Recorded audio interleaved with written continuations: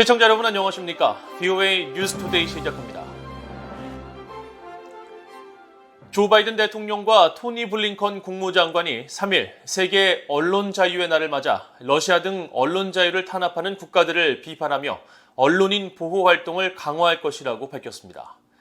국경 없는 기자회는 이날 발표한 연례 보고서에서 북한을 다시 세계 최악의 언론 탄압국으로 지목했습니다. 첫 소식 안소영 기자가 보도합니다. 조 바이든 대통령은 3일 세계 언론 자유의 날을 맞아 발표한 성명에서 진실을 알리려는 언론인들을 탄압하는 푸틴 러시아 정부를 강하게 비판하고 언론 자유의 중요성을 거듭 강조했습니다. 바이든 대통령은 언론인들이 전 세계에서 전쟁 취재, 부패 폭로, 환경 피해 기록, 소외된 자들에 대한 조명과 권력자들에게 책임을 묻는 긍정적 역할을 하지만 이 때문에 살해와 구금, 위협 등 어려움을 겪는다고 지적했습니다. 그러면서 자유 언론은 국민의 적이 아닌 진실의 수호자라며 이 때문에 자신은 지난해 12월 개최한 민주주의 정상회의에서 언론인 보호를 위한 새로운 구상을 잇따라 발표했다고 강조했습니다.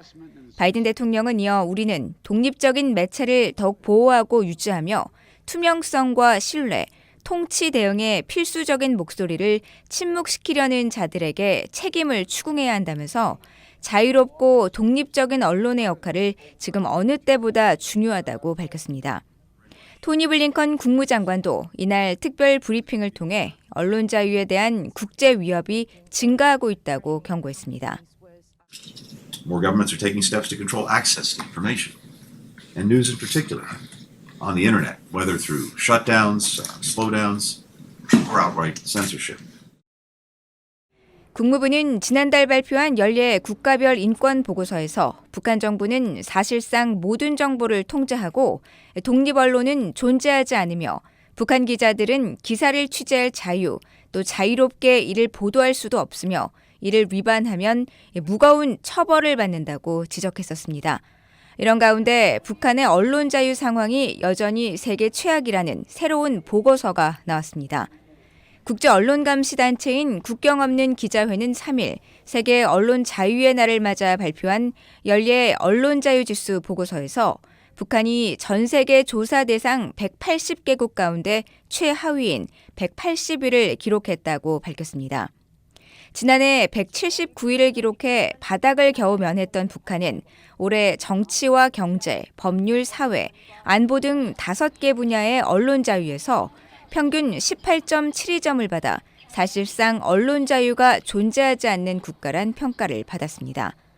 보고서는 세계에서 가장 권위적인 정권 중 하나인 북한은 외부 정보와 독립 언론을 엄격히 금지하는 정보 통제국, 또 김정은은 감시와 압제, 검열, 선전에 기반한 전체주의 체제의 최고 지도자로 당과 군, 자신을 칭송하는 내용만 언론이 제작하도록 허용하고 있다고 지적했습니다.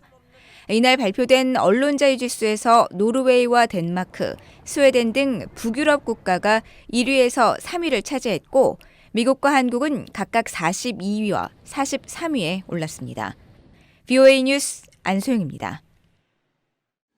미국 국무부가 최근 한국에서 재개된 대북전단 살포와 관련해 대북 정보 유입을 지지한다는 입장을 확인했습니다.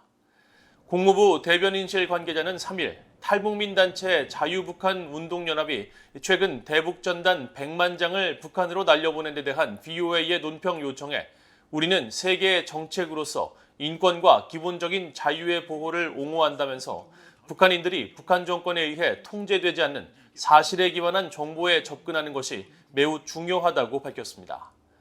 그러면서 북한과 관련해 우리는 북한 안팎과 북한 내부에서 정보가 자유롭게 흐르도록 계속 촉진하고 있다고 설명했습니다.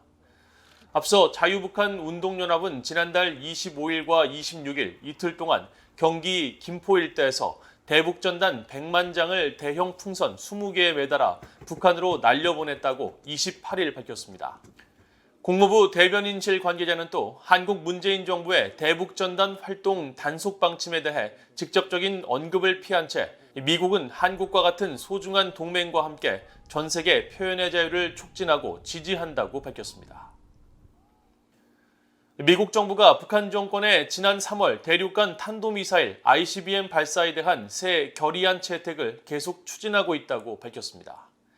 유엔 주재 미국 대표부 대변인실 관계자는 3일 새 결의안 진행 상황에 관한 BOA의 질의에 미국은 북한에 대한 제재 체제를 갱신하고 강화하게 될 결의안 협상을 위해 유엔 안보리 이사국들과 활발히 대화하며 접촉하고 있다고 밝혔습니다.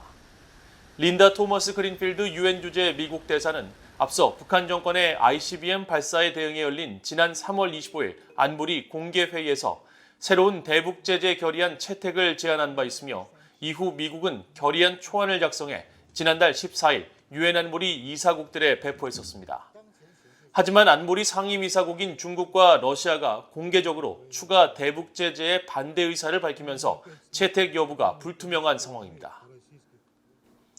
전 세계 상당수 나라가 유엔 안보리의 대북 제재 조치 등을 즉각 수용할 수 있는 법적인 체계를 갖추지 못했다는 자금 세탁 방지 기구의 평가가 나왔습니다. 제재 대상을 식별하거나 관련 자산을 동결하기 어려워 제재 이행에 계속 걸림돌이 되고 있다는 지적입니다. 함지하 기자가 보도합니다. 전 세계 자금 세탁과 테러 자금 조달을 막기 위해 설립된 자금 세탁 방지 기구 FATF는 각국의 제재 이행 시스템에 만족스럽지 못하다는 평가를 내렸습니다.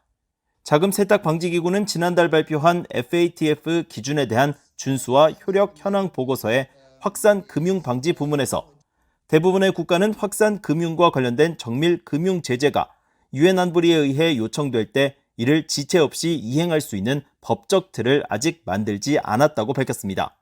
확산 금융은 핵과 생화학 무기의 제조와 획득, 수출 등에 사용되는 자금 또는 금융 서비스를 제공하는 행위를 의미하며 자금 세탁 방지 기구는 각국에 대한 평가 항목에서 이 사안을 권고안 7번으로 다루고 있습니다.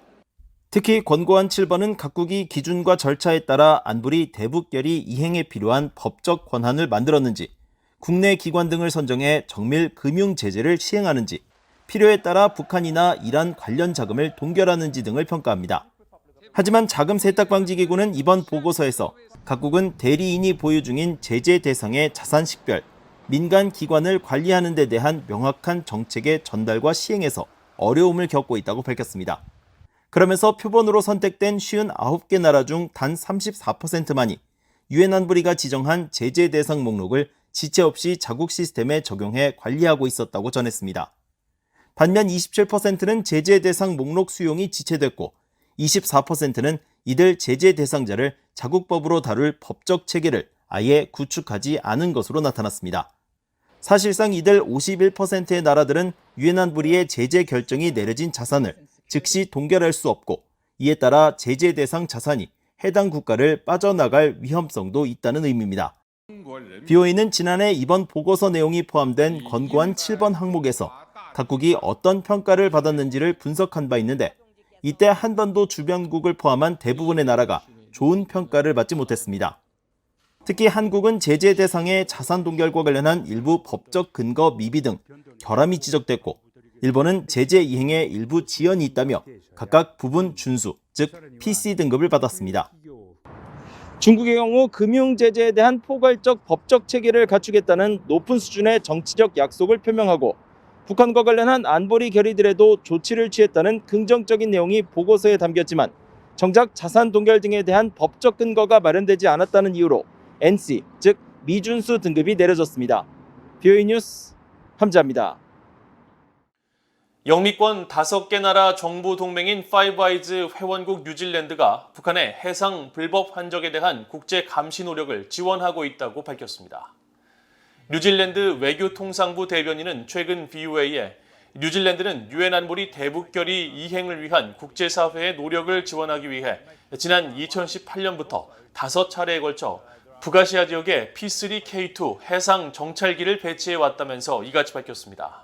그러면서 북한 정권의 불법 환적 의심 사례와 관련해 뉴질랜드는 유엔 전문가 패널과 영국 합동군사연구소 루시에 제재 회피 의심 사례 사진을 제공했다고 밝혔습니다.